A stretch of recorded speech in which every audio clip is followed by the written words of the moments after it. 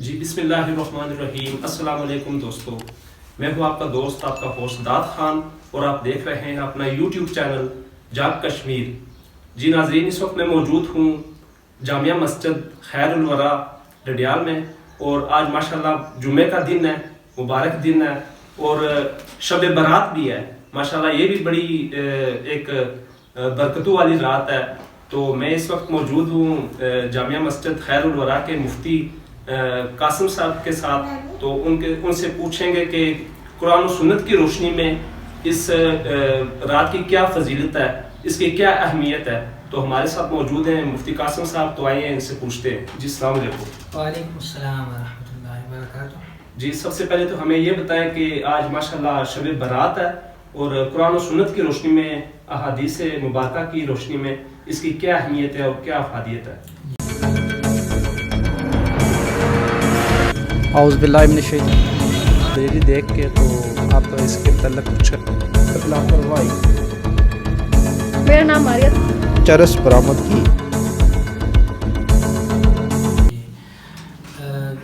سب سے پہلے تو یہ کہ یہ جو شب برات ہے، اس کی جو فضیلت ہے وہ قرآن سے نہیں ہے، احادیث سے ثابت ہے۔ اور جو روایات ہیں اس رات کی 15ویں شعبان کی،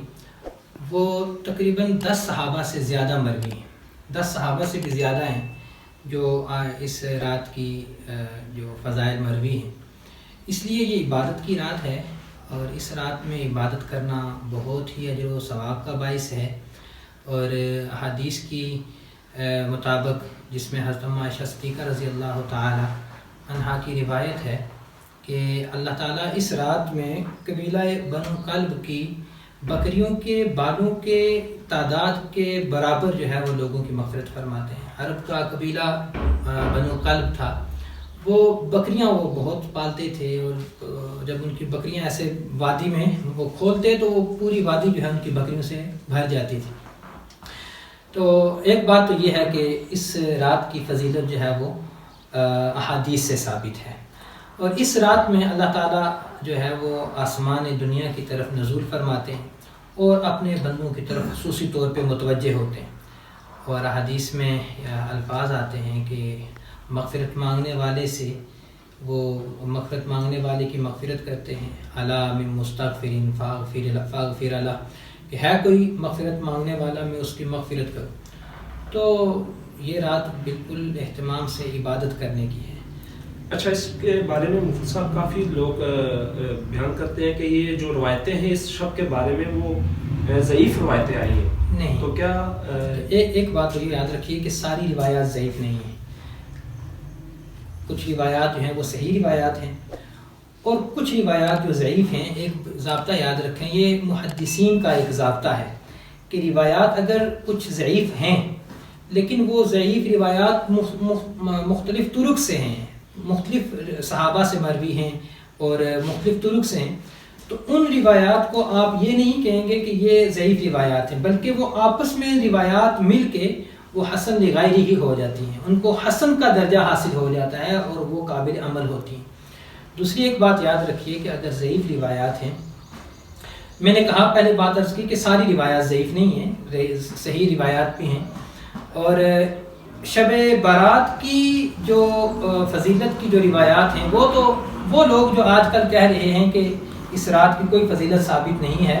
وہ بھی جن محقق پر سب سے زیادہ اعتماد کرتے ہیں، محقق ناصر البانی رحمۃ اللہ علیہ، وہ بھی یہ کہتے ہیں کہ واقعتاً اس رات کی شب برات کی جو ہے وہ فضیلت ثابت ہے۔ اور میں نے ابھی بیان میں بھی اشارہ دیا تھا کہ وہ 8 صحابہ کرام اور صحابیات کا ذکر تو انہوں نے خود کیا ہے، اور وہ خود مانتے ہیں کہ ہاں اس رات کی فضیلت ثابت ہے۔ اچھا، تو ایک بات جو بات میں آپ سے عرض کرنا چاہ رہا ہوں کہ بس اوقات ہمارے کچھ احباب ایسے ہوتے ہیں نا، وہ جو کہتے ہیں کہ ضعیف روایت ہے، اس کی وجہ سے یہ اس پر یہ عمل نہیں کرنا چاہیے، جی اس کو بدعت کہہ دیتے ہیں، حالانکہ ضعیف روایات کا بھی حکم یہ نہیں ہوتا ہے۔ ایک بات یاد رکھیں، ضعیف روایت اگر اس کے مقابلے میں کوئی اس سے اوپر درجے کی کوئی صحیح روایت ہے تو ہم اس روایت کو چھوڑ دیں گے، لیکن اس کے مقابلے میں ہو جس میں اس عمل کی نفی ہو۔ دوسری بات یہ کہ اگر وہ ضعیف روایت آپ کے عقیدے سے تعلق نہیں رکھتی ہے، ٹھیک ہے جی، حلال اور حرام کے مسائل سے تعلق نہیں رکھتی ہے، اور اگر اس طرح کی ضعیف روایات آپ کے سامنے آتی ہیں تو آپ ان پر عمل کریں گے، ان پر عمل کرنا مستحب ہوتا ہے۔ آپ کوئی بندہ یہ کہہ سکتا ہے کہ یہ ضعیف روایت ہے، اس کو اللہ کے نبی کا فرمان نہیں کہنا چاہیے۔ ضعیف روایت کی نسبت بھی جناب نبی کریم صلی اللہ علیہ وسلم کی طرف کی جاتی ہے، تو عمل نہ کرنے کے لیے یا تو یہ ہونا چاہیے کہ اس کے مقابلے میں ایسی روایت ہونی چاہیے جس میں اس عمل کی نفی ہو اور وہ اس میں درجے میں بڑی ہوئی ہو، صحیح ہو، اس کے معارض ہو لیکن درجے میں اس سے اوپر کی حدیث ہو۔ اور دوسری بات میں نے کہا کہ نہ ضعیف روایت اگر آپ کے عقیدے سے تعلق نہیں رکھتی ہے، اس سے حلت اور حرمت کے مسائل آپ ثابت نہیں کر رہے ہیں، تو ان روایات پہ عمل کرنا چاہیے، اور عمل کرنا اس کو جو ہے وہ فن حدیث کے جو ماہر لوگ ہیں محدثین نے اس کو پھر کہا ہے کہ اس پر عمل کرنا مستحب ہے۔ جزاک اللہ، آپ نے بہت خوبصورتی سے اس کی تفصیل بیان کر دی۔ تو میں یہ پوچھنا چاہوں گا کہ ہمارے ناظرین آج شب کس طرح کی باتیں کریں؟ وہ ہاں جی، آج جو رات ہے اس میں بالکل جی عبادت کرنی چاہیے، اور تمام لوگوں کو اس کا اہتمام کرنا چاہیے، اور عبادت وہی ہے جو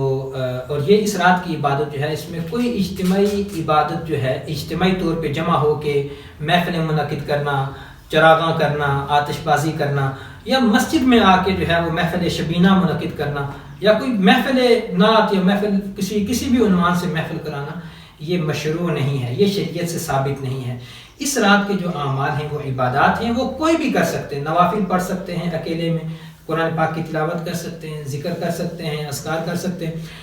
اور یعنی کہ کوئی بھی عبادت کر سکتے ہیں، کوئی خاص عبادت مخصوص نہیں ہے۔ صلاۃ و تسبیح اگر کوئی پڑھنا چاہے تو وہ بھی پڑھ سکتا ہے، لیکن یہ صلاۃ و تسبیح کی عبادت کو جماعت کے ساتھ کرنا، یا نوافل کی کسی خاص نماز کو کہہ دینا کہ یہ اتنی رکعتیں پڑھنی ہیں اور ہر رکعت میں یہ صورتیں پڑھنی ہیں، اس طرح کا شریعت میں کوئی ثبوت نہیں ہے۔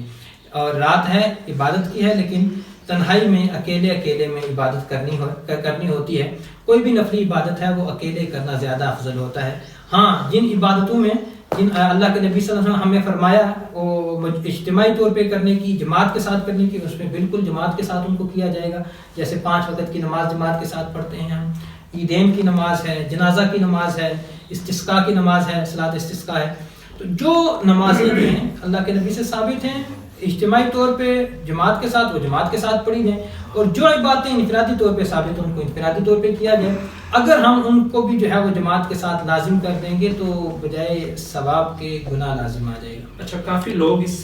دن کی نسبت سے یا اس شب کی نسبت سے قبرستانوں میں جاتے ہیں اپنے عزیز و اقارب کی فاتحہ خوانی کے لیے، تو اس کی کیا؟ اللہ کے نبی صلی اللہ علیہ وسلم سے صرف ایک مرتبہ ثابت ہے، ایک مرتبہ کہ اللہ کے نبی صلی اللہ علیہ وسلم قبرستان میں تشریف لے گئے۔ روایت ہے وہ حضرت عائشہ صدیقہ رضی اللہ تعالی عنہ کی کہ رات کو وہ بیدار ہوئی تو دیکھا اللہ کے نبی بستر پر نہیں تھے، وہ آپ کی تلاش میں نکلی، آپ کو جنت البقیع میں پایا، اور اس وقت اللہ کے حبیب صلی اللہ علیہ وسلم اللہ سے دعا کر رہے تھے۔ تو اللہ کے حبیب صلی اللہ علیہ وسلم نے جب حضرت اما عائشہ صدیقہ کو دیکھا تو کہا کہ عائشہ تو آپ یہ سمجھتی ہیں کہ میں اللہ اور اس کے رسول جو ہے وہ تیرے ساتھ زیادتی کریں گے، یعنی کہ آپ کے باری کے ہوتے ہوئے کسی اور ازواج کے پاس، ازواج میں سے کسی اور کے پاس چلے جائیں گے؟ تو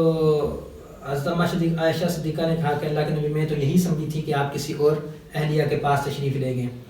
تو پھر اللہ کے حبیب صلی اللہ علیہ وسلم نے ان سے کہا کہ یہ جو رات ہے، یہ رات جو ہے یہ بڑی اہم ہے، یہ نصف شعبان کی رات ہے، اور اس رات میں جو ہے اللہ تعالیٰ آسمان دنیا میں نزول فرماتے ہیں، یعنی کہ اپنے بندوں کی طرف خصوصی طور پہ متوجہ ہوتے ہیں، اور اس رات میں جو ہے وہ قبیلہ بنو کلب کی بکریوں کے بالوں کے بقدر لوگوں کی جہنم سے مغفرت کر دی جاتی ہے۔ یعنی ہمارے لوگوں کو جانا چاہیے قبرستانوں میں، اس میں کوئی بات؟ اگلی بات یہ ہے جی کہ اللہ کے نبی صلی اللہ علیہ وسلم سے صرف ایک دفعہ قبرستان میں جانا ثابت ہے، صرف ایک دفعہ انسان قبرستان میں جائے، یا اگر کوئی جاتا بھی ہے تو کچھ سالوں کا وقفہ کر کے پھر جائے۔ صحیح، یعنی کہ یہ نہیں ہے کہ ہر سال قبرستان میں جائے، اور یہ قبرستان میں جانے کے حوالے سے بھی بہت سی خرافات پائی جاتی ہیں۔ اجتماعی طور پہ لوگ جاتے ہیں، حالانکہ ایسا نہیں، انفرادی طور پہ جائیں اگر کوئی جاتا ہے، اور عورتوں کا قبرستان میں جانا بالکل ممنوع ہے۔ یہ لوگ بہت زیادہ اس میں مبتلا ہو جاتے ہیں، عورتیں قبرستان میں جا رہی ہوتی ہیں اس رات میں، ایسا بالکل نہیں کرنا چاہیے، گناہ ہوتا ہے، اور گناہ سے جو ہے نا جو ہے وہ پڑھنے سے بہتر ہے کہ انسان اس عمل کو چھوڑ ہی دے۔ میں نے آپ سے عرض کیا کہ اللہ کے نبی سے ایک دفعہ جانا ثابت ہے، کوئی زندگی میں ایک دفعہ جائے یا 5-6 سالوں کے وقفے سے جائے تو کوئی مذائقہ نہیں ہے، اس طرح کر سکتا ہے، لیکن ہر سال کا معمول بنا لینا بھی یہ گویا کہ عمل میں ایک زیادتی ہے۔ جی جزاک اللہ مفتی صاحب، بہت شکریہ۔ روزے کے حوالے سے پوچھنا چاہوں کہ روزہ 15 شعبان کا روزہ، جی 15 شعبان کا روزہ جو حدیث ہے وہ ضعیف ہے، انتہائی ضعیف حدیث ہے۔ البتہ اس میں علماء یہ کہتے ہیں کہ چونکہ شعبان کے مہینے میں اللہ کے حبیب صلی اللہ علیہ وسلم نے اس طرح بھی کیا کہ پورا مہینہ روزے رکھیں، اور اس طرح بھی کیا کہ اکثر مہینے میں آپ نے روزے رکھیں، اور اللہ کے حبیب صلی اللہ علیہ وسلم اس مہینے میں سب سے زیادہ روزہ رکھا کرتے، تفصیل کے لیے وقت نہیں ہے۔ تو ایک تو یہ کہ شعبان کے مہینے میں روزے رکھنا اس کا ثبوت جو ہے اور کثرت سے روزے رکھنا اس کا ثبوت موجود ہے، احادیث صحیح ہیں، بخاری اور مسلم کی ہیں۔ دوسری بات یہ کہ ایام 20 یہ جو 15ویں شعبان ہے، یہ چاند کی 15ویں تاریخ کو آتی ہے،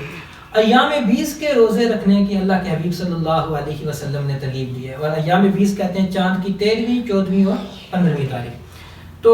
ان تاریخوں میں بھی روزے رکھنے کی چونکہ ترغیب موجود ہے، تو اگر کوئی اس نیت سے کہ چلیں ایک تو شعبان کے مہینے میں اللہ کے حبیب صلی اللہ علیہ وسلم نے روزوں کی ترغیب دی، دوسرا یہ کہ ایام 20 کے روزے رکھنے کی بھی ترغیب ہے، تو میں 14، 15، 13، 14، 15 کو یا 14، 15 کو یا صرف 15 کو بھی اگر اس نیت سے رکھ لیں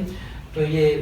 بہتر ہے، اس میں کوئی مذائقہ نہیں ہے، روزہ رکھ سکتے ہیں۔ احادیث میں ایسا کوئی معمول نہیں ملتا کہ 15 شعبان کو صحابہ کرام نے حضور صلی اللہ علیہ وسلم نے کوئی روزہ رکھنے کا معمول ہر سال ہوا ہو کہ 15 شعبان آ گئی ہے۔ ہاں ایسا کچھ نہیں، اس طرح کا اہتمام نہیں ہو۔ جو میں نے آپ سے عرض کیا کہ اذا كانت ليلة النصف من شعبان فقوموا نهارها وصوموا ليلها وصوموا نهارها، یہ حدیث جو ہے انتہائی ضعیف ہے، تو اس لیے